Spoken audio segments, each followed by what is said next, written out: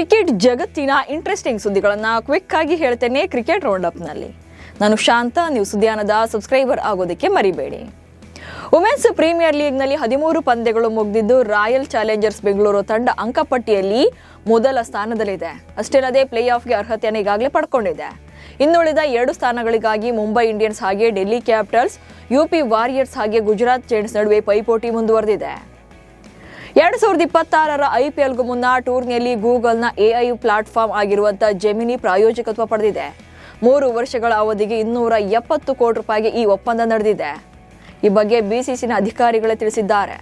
ಕಳೆದ ವರ್ಷ ಟಾಟಾ ಗ್ರೂಪ್ ಐಪಿಎಲ್ನ ಶೀರ್ಷಿಕೆ ಪ್ರಾಯೋಜಕತ್ವವನ್ನು ಪಡೆದಿತ್ತು. ಇದರ ಅವಧಿ 2028ರವರೆಗೂ ಇರಲಿದೆ. ಸಹ ಪ್ರಾಯೋಜಕರಾಗಿ ಈ ಬಾರಿ ಗೂಗಲ್ ಜೆಮಿನಿ ಕೂಡ ಸೇರ್ಪಡೆಯಾಗಿದೆ. ಆರ್ಸಿಬಿ ಅಭಿಮಾನಿಗಳ ಹೊಸ ಕ್ರಶ್ ಲಾರೆನ್ ಬೆಲ್ ಸೋಷಿಯಲ್ ಮೀಡಿಯಾದಲ್ಲಿ ತಮ್ಮ ಮತ್ತೊಂದು ಬ್ಯೂಟಿಫುಲ್ ಫೋಟೋವನ್ನ ಶೇರ್ ಮಾಡ್ಕೊಂಡಿದ್ದಾರೆ. ಈ ಫೋಟೋಗಳು ವೈರಲ್ ಆಗ್ತಿವೆ.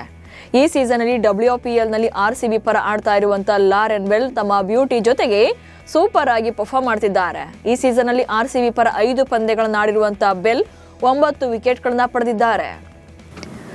ಆರ್ಸಿಬಿ ಫ್ರಾಂಚೈಸಿ ಬೆಂಗಳೂರಿನಲ್ಲಿ ಐಪಿಎಲ್ ನಲ್ಲಿ ಕಣಕ್ಕಿಳಿಯೋದು ಇನ್ನೂ ಕೂಡ ಖಚಿತವಾಗಿಲ್ಲ. ಈ ಬಗ್ಗೆ ಸ್ಪಷ್ಟ ಮಾಹಿತಿ ನೀಡುವಂತೆ ರಾಯಲ್ ಚಾಲೆಂಜರ್ಸ್ ಬೆಂಗಳೂರು ಫ್ರಾಂಚೈಸಿಗೆ ಬಿಸಿಸಿಐ ತಿಳಿಸಿದೆ. ಜನವರಿ 27ರ ಒಳಗೆ ಆರ್ಸಿಬಿ ಫ್ರಾಂಚೈಸಿ ತಮ್ಮ ಹೋಮ್ ಗ್ರೌಂಡ್ ಯಾವುದು ಅಂತ ತಿಳಿಸಬೇಕು ಅಂತ ಗಡುವನ್ನ ನೀಡಿದೆ. ಭಾರತ ಮತ್ತು ಕಿವೀಸ್ ತಂಡಗಳ ನಡುವೆ ಇಂದಿನಿಂದ 5 ಪಂದ್ಯಗಳ T20 ಸರಣಿ ಆರಂಭವಾಗಲಿದೆ. ಏಕದಿನ ಸರಣಿ ಸೋಲಿನ ಸೇಡಿಗಾಗಿ ಭಾರತ ಕಾಯ್ತಾ ಇದ್ರೆ ನ್ಯೂಜಿಲೆಂಡ್ ತಂಡ ಗೆಲುವಿನ ನಾಗೋಲೋಟವನ್ನ ಮುಂದುವರಿಸೋಕೆ ಸಜ್ಜಾಗಿದೆ. ನಾಗ್ಪುರದಲ್ಲಿ ಪ್ರಾರಂಭವಾಗುವಂತ 5 ಪಂದ್ಯಗಳ T20 ಸರಣಿ ಸೂರ್ಯಕುಮಾರ್ ಯಾದವ್ ಅವರ ನಾಯಕತ್ವದಲ್ಲಿ ನಡೆಯಲಿದೆ. ಟೀಂ ಇಂಡಿಯಾ ಆಟಗಾರರ ಜೊತೆಗಿನ 2026ರ ಕೇಂದ್ರ ಒಪ್ಪಂದಕ್ಕೆ ಬಿಸಿಸಿಐ ಸಿದ್ಧತೆಗಳನ್ನು ಶುರು ಮಾಡಿದೆ. ರೋಹಿತ್ ಶರ್ಮಾ ಮತ್ತು ವಿರಾಟ್ ಕೊಹ್ಲಿಗೆ ಶಾಕ್ ನೀಡುವಂತಹ ಸಾಧ್ಯತೆ ಇದೆ. ರೋಹಿತ್ ಶರ್ಮಾ, ರವೀಂದ್ರ ಜಡೇಜಾ ಹಾಗೆ ವಿರಾಟ್ ಕೊಹ್ಲಿ T20 ಅಂತಾರಾಷ್ಟ್ರೀಯ ಕ್ರಿಕೆಟ್ನಿಂದ ನಿವೃತ್ತರಾಗಿದ್ದಾರೆ. ಹೀಗಾಗಿ ಈ ಮೂವರನ್ನ A+ ಶ್ರೇಣಿಯಿಂದ ಕೈಬಿಡೋಕೆ ಬಿಸಿಸಿಐ ಮುಂದಾಗಿದೆ ಎನ್ನಲಾಗಿದೆ.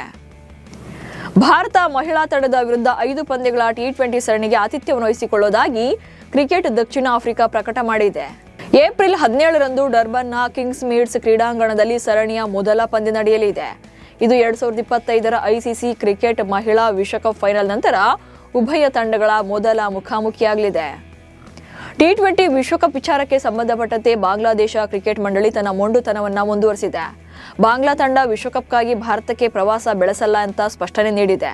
ಈ ಕುರಿತು ಮಾಧ್ಯಮಗಳೊಂದಿಗೆ ಮಾತನಾಡಿದಂತಹ ಬಾಂಗ್ಲಾ ಕ್ರೀಡಾ ಸಲಹೆಗಾರ ಆಸಿಫ್ ನಜ್ರುಲ್ ಯಾವುದೇ ಕಾರಣಕ್ಕೂ ಕೂಡ ನಾವು ಐಸಿಸಿ ಒತ್ತಡಕ್ಕೆ ಮಣಿಯಲ್ಲ ಎಂದಿದ್ದಾರೆ. ಆಸ್ಟ್ರೇಲಿಯಾದಲ್ಲಿ ನಡೀತಾ ಇರುವಂತಹ ಬಿಗ್ ಬ್ಯಾಶ್ ಲೀಗ್ನಲ್ಲಿ ನ್ಯೂಜಿಲೆಂಡ್ ಬ್ಯಾಟರ್ ಫಿನ್ ಅಲೆನ್ ಹೊಸ ಇತಿಹಾಸ ನಿರ್ಮಿಸಿದ್ದಾರೆ. ಬಿಗ್ ಬ್ಯಾಶ್ ಲೀಗ್ನ ಸೀಸನ್ 15ರ ಕ್ವಾಲಿಫೈಯರ್ ಪಂದ್ಯದಲ್ಲಿ ಸಿಡ್ನಿ ಸಿಕ್ಸರ್ಸ್ ವಿರುದ್ಧ ಪರ್ತ್ ಸ್ಕಾಚರ್ಸ್ ಪರ ಕಣಕ್ಕಿಳಿದ ಫಿನ್ ಅಲೆನ್ 4 ಸಿಕ್ಸರ್ ಅನ್ನು ಬಾರಿಸಿದರು. ಹಾಗೆ ಈ ಬಾರಿಯ BBLನಲ್ಲಿ ಬರೋಬ್ಬರಿ 37 ಸಿಕ್ಸರ್ ಅನ್ನು ಬಾರಿಸಿದ್ದಾರೆ. ಈ ಮೂಲಕ BBL ಇತಿಹಾಸದಲ್ಲಿ ಸೀಸನ್ 1ರಲ್ಲಿ ಅತ್ಯಧಿಕ 6 ಬಾರಿಸಿದ ಬ್ಯಾಟರ್ ಎನಿಸಿಕೊಂಡಿದ್ದಾರೆ. ಬಿಗ್ ಬ್ಯಾಶ್ ಲೀಗ್ನಲ್ಲಿ ಬಾಬರ್ ಅಜಮ್ ಅವರ ಕಳಪೆ ಪ್ರದರ್ಶನ ಮುಂದುವರೆದಿದೆ. ಈ ಕಳಪೆ ಪ್ರದರ್ಶನದ ನಡುವೆ ಕ್ವಾಲಿಫೈಯರ್ ಪಂದ್ಯದಲ್ಲಿ ಔಟ್ ಆದ ರೀತಿ ಈಗ ಚರ್ಚೆಗೆ ಕಾರಣವಾಗಿದೆ. ಪರ್ತ್ ಸ್ಕಾಚರ್ಸ್ ನೀಡಿದಂತ 147 ರನ್ಗಳ ಗುರಿಯನ್ನ ಬೆನ್ನಟ್ಟಿದಂತ ಸಿಡ್ನಿ ಸಿಕ್ಸರ್ಸ್ ಪರ ಕಣಕ್ಕಿಳಿದ ಬಾಬರ್ ಅಜಮ್ ಸ್ಟಂಪ್ ಔಟ್ ಆಗಿ 0ಗೆ ಔಟ್ ಆದರು. ಹೀಗಾಗಿ ಸಿಡ್ನಿ ಸಿಕ್ಸರ್ಸ್ ಅಭಿಮಾನಿಗಳು ಪಾಕ್ ದಾಂಡಿಗನ ಕಳಪೆ ಆಟಕ್ಕೆ ಆಕ್ರೋಶ ವ್ಯಕ್ತಪಡಿಸಿದ್ದಾರೆ. ಇವಿಷ್ಟು ಇವತ್ತಿನ ಕ್ರಿಕೆಟ್ ರೌಂಡ್ ಅಪ್ ಸುದ್ದಿಗಳು. ನಮಸ್ಕಾರ.